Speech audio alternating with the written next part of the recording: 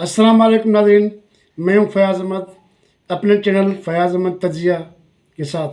नाज़रीन, आपसे गुजारिश है कि मेरे चैनल को सब्सक्राइब करें और बेल आइकन का बटन दबाएं। नाज़रीन, आपसे ये भी गुजारिश है कि मेरी वीडियोस मुकम्मल देखें। नाज़रीन, आज जिस टॉपिक पे बात करेंगे वो लोकल टॉपिक है। जैसा कि आपको पता होगा कि कल सुप्रीम कोर्ट ने एक फ़ैसला दिया। नाज़रीन, आपको पता था कि सुप्रीम कोर्ट में जब ये चीफ जस्टिस थे उमर त्या बंदयाल, तो उस वक़्त एक केस दायर हुआ था, एहतजाज एहसन ने किया था और इमरान खान ने सब ने।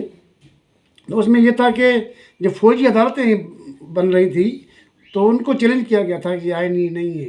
तो इस हिसाब से उमर त्या बंदयाल ने क्या किया कि इस मामले को खींचता रहा। जून जुलाई फिर ये अगस्त आ गई, उसमें भी खींचा। फिर ये सितंबर में खुद ही ये रिटायर हो गए।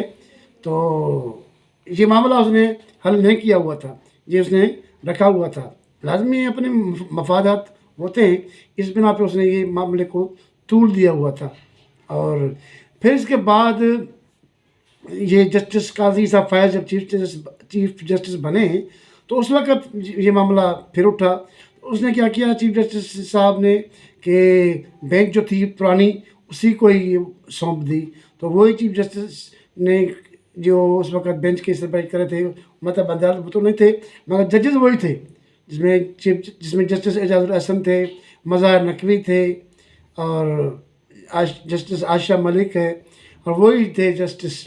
तो काजी फाइज ने अच्छा किया कि भाई वही केस सुन रहे हैं, तो उनको अगर चेंज करूँ तो फिर इल्ज़ाम लगाएंगे, क्योंकि आपको पता है कि जजेस हैं इमरान टू, ये पूरा ग्रुप था इमरान खान के हवाले से जो मुसलसल फैसले जो दे रहा था वो गैर आइनी और गैर कानूनी फैसले दे रहा था और सिर्फ हर फैसला इमरान खान के हक में ही था।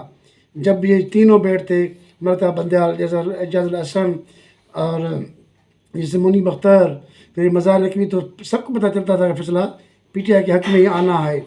इस हिसाब से फिर ये इसी कोर्ट ने, इसी बेंच ने ये मामला देखा, फिर इसने फैसला दिया कि ये मिलिट्री कोर्ट्स हैं वो जो हैं वो आइन के ख़िलाफ़ वर्ज़ी वगैरह आनी है, इसीलिए वो नहीं बनने चाहिए। सिविलियन की केसेस मिलिट्री कोर्ट में नहीं चलनी चाहिए। तो ज़ाहिर है ये फ़ायदा था ही, सीधा फ़ायदा पीटीआई को था, इमरान खान को फ़ायदा था, क्योंकि इमरान खान ही मेन मुलजिम है, उस पर ही ये फ़र्द जुर्म आयद होना है। तो इस हिसाब से उन्होंने उसको बचा लिया। मगर हुकूमत जो गई वो रिव्यू में गई। तो रिव्यू के क्या हुआ था कि जस्टिस जब चीफ जस्टिस थे उमर त्या बंदयाल, तो उसने हुकूमत का जो आइन पास किया था रिव्यू के हवाले से, सुप्रीम कोर्ट प्रोसीजर एक्ट के हवाले से, उसमें रिव्यू का भी था कि जब रिव्यू हो जाए तो वही बेंच ना बैठे दूसरे जजेस और थोड़े से ज़्यादा हों, अगर 3 हों तो वो 4 हो, अगर 5 है तो वो 6 हो। तो इस हिसाब से वो उसको तो उमर त्या बंदयाल ने अगस्त में ख़त्म कर दिया था जाते जाते। मगर हुकूमत जो थी वो दोबारा वो हो गई।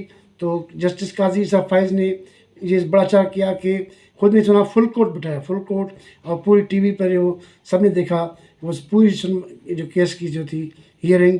तो उसके बाद बड़ी अक्सरियत से ये मंजूर कर लिया गया कि ये हुकूमत का हक है। तो इस हिसाब से तो अब जो नया जो बेंच तश्कील होता उसमें वो बेंच में जो जजेस शामिल होते हैं वो नहीं होने थे।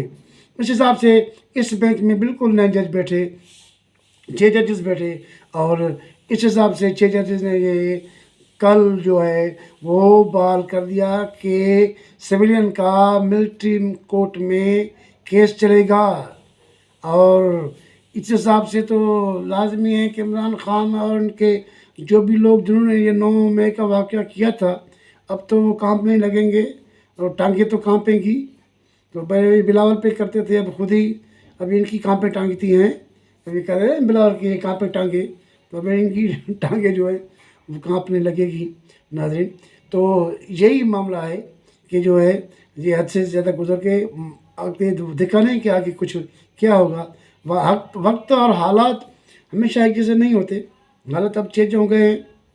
तो इस हिसाब से जो जस्टिस काजी साहब फैज़ का जो फैसला था उसे शुरू में बड़ा अच्छा किया था। अगर उस वक़्त चेंज करता फिर भी ये उंगली उठाते, भाई ये से ये वो से ये मामला हमारे ख़िलाफ़ है, मगर उसने काज़ी साहब ने बड़ा अच्छे तरीके से इस मामले को हैंडल किया है। और अब तो पीटीआई को और उनके हामियों को पता चलेगा कि भाई कैसे आप जो है वो मिलिट्री पर हमला करते हैं।